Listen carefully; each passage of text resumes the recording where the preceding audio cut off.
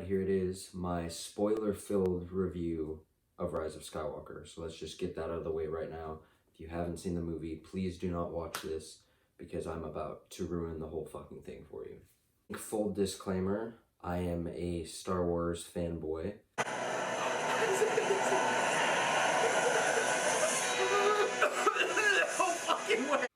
Anybody who knows me knows that about me. I love every single one of the Star Wars movies. Well, I enjoy every single one of the Star Wars movies for different reasons. Yeah, that includes Phantom Menace and The Last Jedi.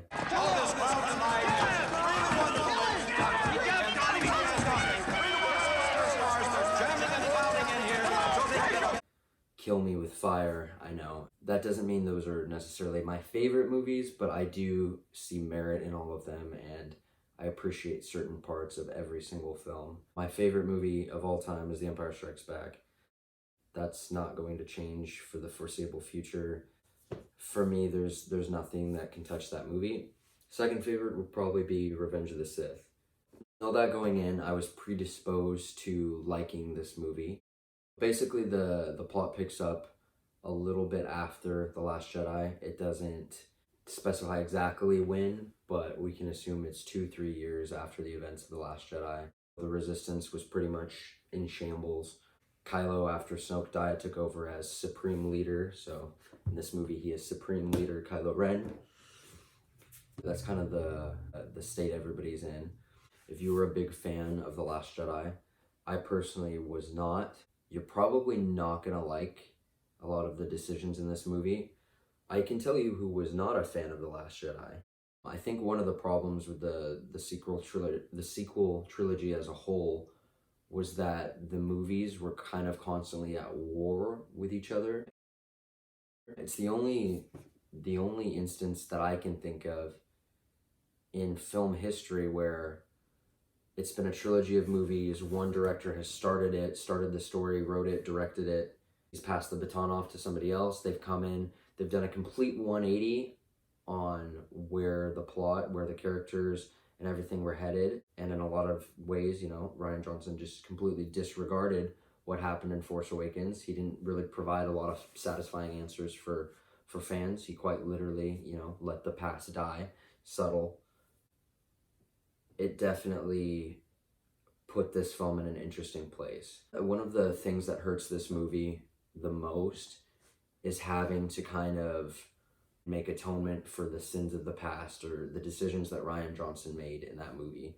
It didn't really stand on its own 2 feet as well as it could have if things were planned out better from the beginning. If The Last Jedi, if J.J. Abrams and fucking Rian Johnson, just go get coffee or something, dudes. Just talk about it a little bit. Say, hey, I'm going to be doing this for the story, just a heads up. And I know the whole Colin Trevorrow being signed on and then, getting shit canned by Disney. I know that affected things quite a bit because JJ wasn't, he didn't anticipate having to take the lead on this movie. The writing in this is, it's pretty sloppy. There's a lot of things that just kind of happen for convenience sake, and some of the payoffs, even though we get answers to some things, don't necessarily have the punch that I think they wanted. For instance, spoiler alert, Rey turns out to be a Palpatine. That was a big fan theory. This movie does have a lot of fan service, maybe too much fan service, but coming from the viewpoint of a Star Wars fan, I can't hate this movie because it does do a lot right. It's got a lot of amazing throwbacks in it.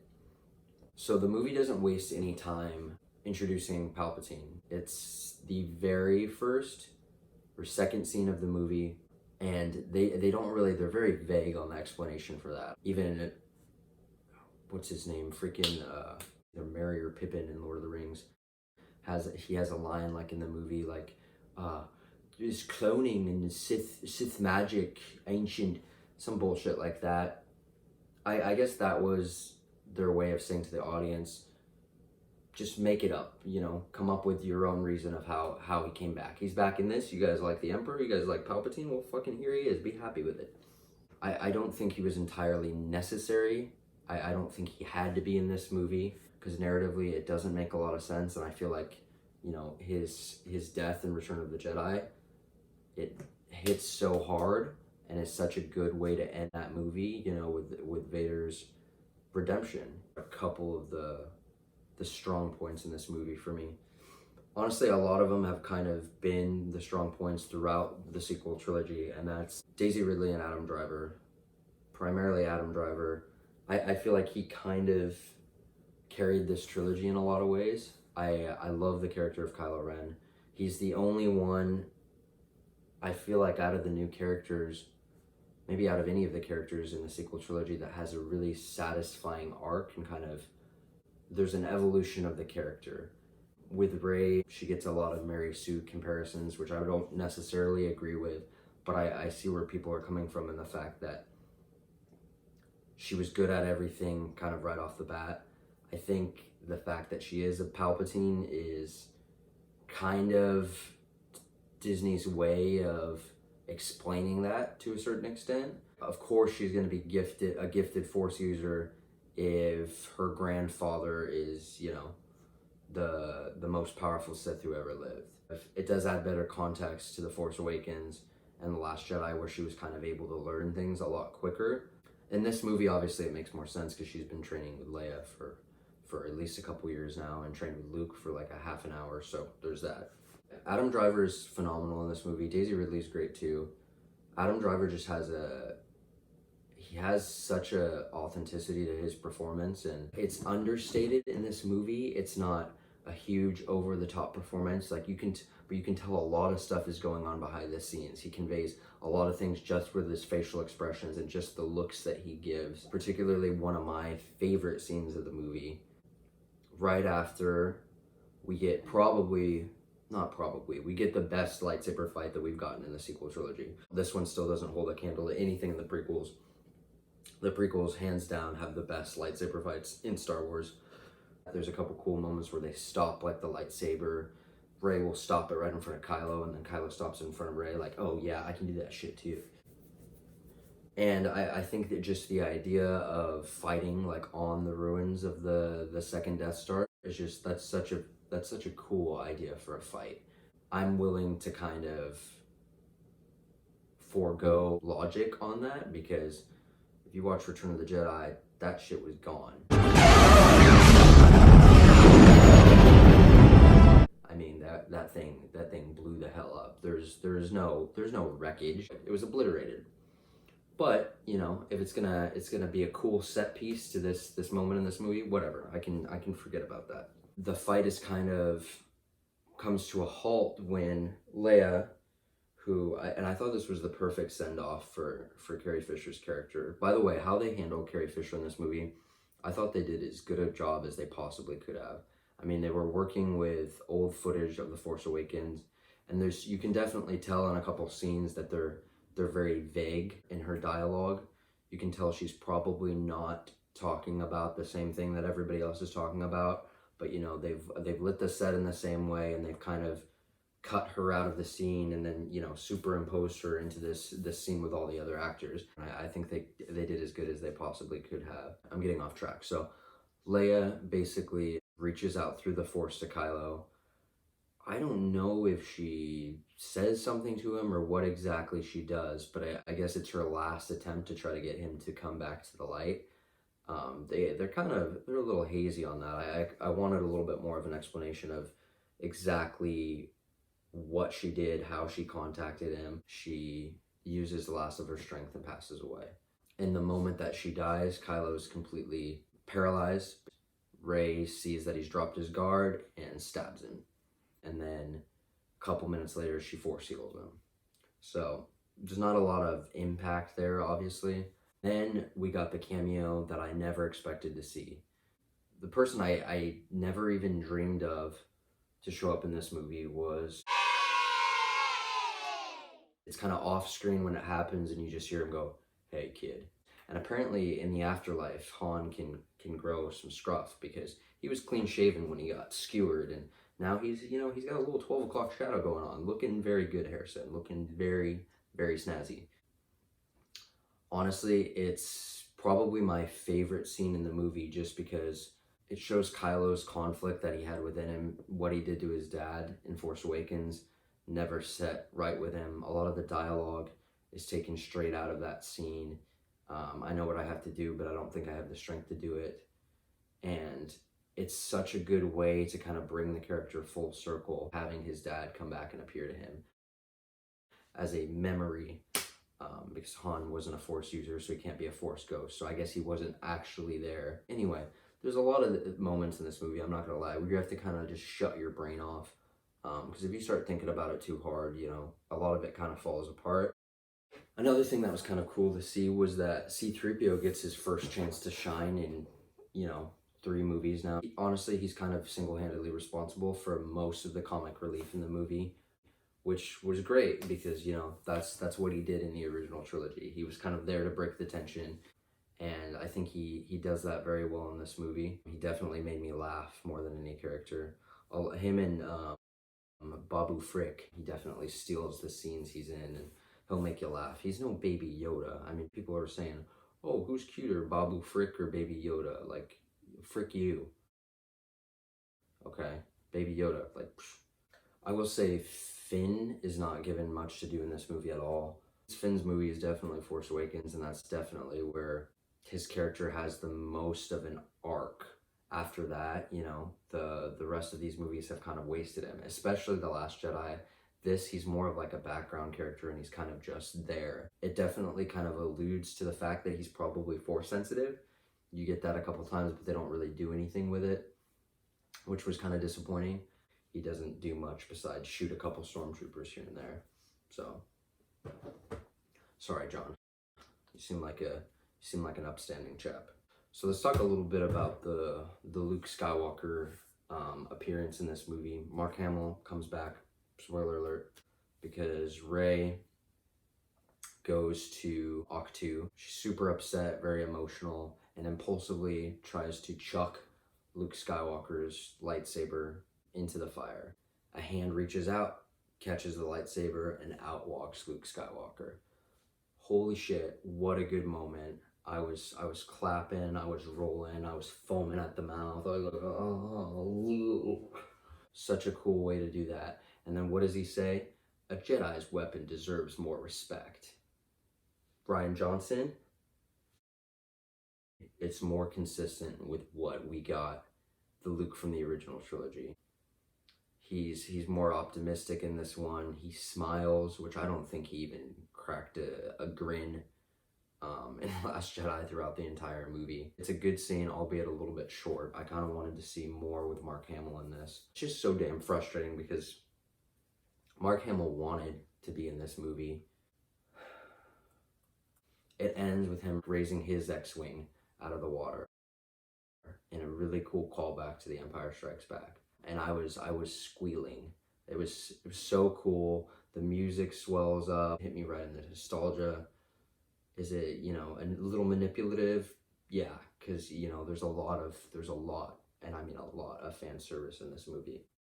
One of my biggest disappointments, though, especially when I found out the title was Rise of Skywalker,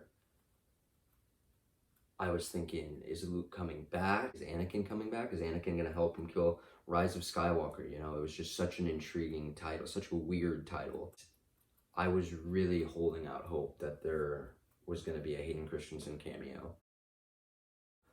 Especially since, you know, at the end of the canon Return of the Jedi, we've established that Anakin's Force Ghost is out there. Obviously, Luke was talking to Yoda throughout his time on Ahch-To. So it made sense. It made so much sense that Anakin would appear in this movie, whether he was talking to Luke or helping Rey kind of push her character forward. I thought a scene with him and Kylo would have been perfect, and honestly might have even worked better than the Han scene in there, although I love the Han scene. But having Anakin meet with Kylo or appear to Kylo and kind of saying, don't go down this path, this is what I did, I was wrong, I feel like could have been really powerful and would have been such a good way to bring the whole saga together. And I think it was such a missed opportunity. I've heard a lot of rumors that he had 2 or 3 scenes in the movie that Disney, and if that's true, like, screw you guys, because that's what the fans wanted. That's what most of the fans wanted. Regardless of whether you like the prequels or not, I think you can't deny that if you're closing out the Skywalker saga, you need the main Skywalker there. So let's talk a little bit about the final act of the movie. We get to see the Sith, the planet of the Sith in this movie, the planet that Palpatine's kind of posted up on. Towards the end of the movie, he raises the entire Imperial fleet, and they're all manned and ready to go. Again, shut your fucking brain off, because a lot of this stuff doesn't make sense, but what was cool about this movie was Palpatine is so overpowered. Way more than in any other movie in the past. I mean, you thought Force Lightning was cool. You thought him electrocuting one person. How about him taking an entire fleet of people out of the sky with Force Lightning? Like, that's the type of shit you get to see in this movie. They definitely had some really, really cool moments from his character. I would have really liked to have seen some more memorable lines. I think throughout the saga, Palpatine the Emperor's kind of got some of the most iconic lines. And there's not a lot of new dialogue in this. A lot of it's kind of rehashed. I really loved the Revenge of the Sith throwback towards the beginning of the movie. The dark side of the Force is a pathway to many abilities some consider to be unnatural. That part, that was amazing. Rey goes to this planet to confront the Emperor because Luke gives her the go-ahead and says, you know, confronting fear is the destiny of the Jedi. Unlike I did, who stayed on this island like a freaking loser and died alone. Kylo shows up to save the day. It's a really good moment to kind of see Kylo, his character, coming full circle in that respect. And Kylo fights the Knights of Ren. Oh yeah, the Knights of Ren are in this movie. They don't do shit. Okay, they look cool. That's about it. Essentially, they were glorified stormtroopers, battle droids. I mean, take any of the disposable armies in the Star Wars saga, and that's what the Knights of Ren are. They're just people for Kylo to cut down. Kylo takes out the Knights of Ren in kind of a cool little action scene, and then goes to help Rey in her battle against Palpatine. Then we see Palpatine doing a force drain where he's basically just sucking the life out of Kylo and Rey. And it's a pretty intense scene, honestly. It's something you would expect to see in a horror movie like The Exorcist or Poltergeist or something like that. And nope, it's here in Star Wars, and it's a very intense scene. Yeets Kylo off the edge of the cliff. Kylo's out of it, and Rey's very weak by this point. And then you hear her repeat the dialogue from the beginning of the movie that you see here when she's meditating, and she says, "Be with me." And then you start to hear the voices of all the previous generations of Jedi start to talk to her, and you can very clearly hear Hayden Christensen's Anakin I think he has a couple lines, but you can hear him say, "Bring balance, Rey, as I once did." Liam Neeson's there. You hear Ahsoka Tano. Who else? Samuel L. Jackson is in it. Obi-Wan, we hear Alex Guinness. We hear Alec Guinness and Ewan McGregor, so we hear two different versions of Obi-Wan, which was kind of weird, but cool nonetheless. And essentially they are able to lend her all of their strength. So Palpatine's supposedly drawing power from all the Sith, and then Rey has she has her moment where she grabs both lightsabers, kind of crosses them, and in a very I am Iron Man type moment says, "And I am all the Jedi." And Palpatine, who's not learned his lesson from getting his face melted off in Revenge of the Sith, keeps going with his Force Lightning and totally just disintegrates his own face. When your face is coming off, stop using the Force Lightning. I don't know if it's one of those things that, like, once you start going, you just can't stop, or what it is, but you gotta know when to call it quits. Fold it on the Force Lightning. In a pretty graphic and pretty freaking awesome scene, you get to see Palpatine's face pretty much just melt off. It's gonna be very frightening for children, but for a non-child such as myself, I really appreciate it. Any good face melting scenes are always welcome in this body. Rey is able to defeat the Emperor. Doing this, it kills her. You know, she uses the last of her strength, the strength of all the Jedi. Kylo comes up, scales the side of the cliff after being yeeted off by Palpatine, and he's able to force heal her. For me, I understood how Rey was able to use force heal. In my mind, it made sense that if she had access to all of the Jedi texts, then she would have been able to figure out some cool force powers that maybe people hadn't used before that, which would kind of explain why in the other movies we hadn't seen that force ability before. But it wasn't really clear to me why Kylo was able to force heal. But if they established earlier in the movie that when you force heal somebody, you're essentially transferring a portion of your strength or your life, your health, over to them. So by doing this, Kylo sacrifices his life for Rey's, in a very Anakin-esque moment. It's a very fitting end for his character, and was a good way to kind of get Kylo the redemption that he deserves. Now, I personally didn't have any issues with the kiss because I felt like at least there was a lot of chemistry between them. And The Last Jedi, like, that movie was just like a softcore porno during certain scenes, and there was a lot of weird like sexual tension between Kylo and Rey anyway. So it didn't seem like it came completely out of left field for me. For me, the kiss in The Last Jedi between Finn and Rose, like, that made no fucking sense. Okay, you want to talk about coming out of left field, like, that came out of a different, that was stupid, okay? Anyway, we get to the end of the movie, and Rey has gone back to Tatooine, and she has Luke and Leia's lightsaber. She buries the lightsabers in the sand.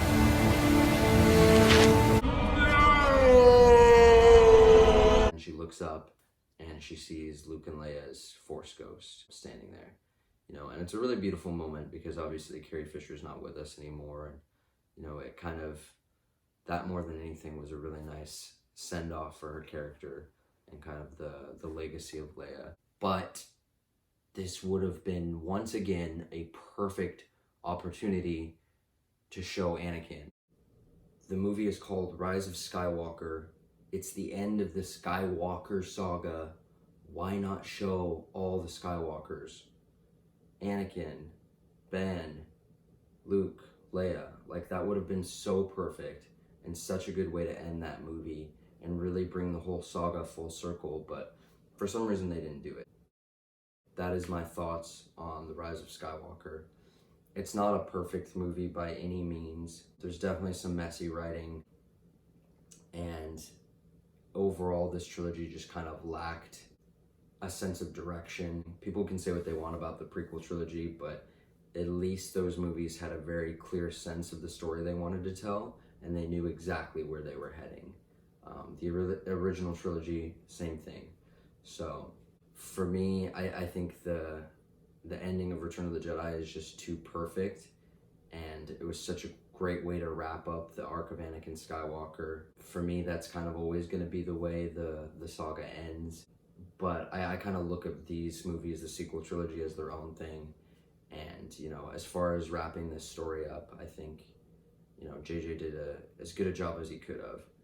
If you did enjoy watching this, please like this video and consider subscribing to the channel, because, you know, even if just 20-30 people are enjoying watching these, I'll keep making them because I really enjoy talking about movies and giving my long-winded opinions about things. I hope you guys enjoyed my ramblings. Hopefully it made some sense, and I will see you guys next time.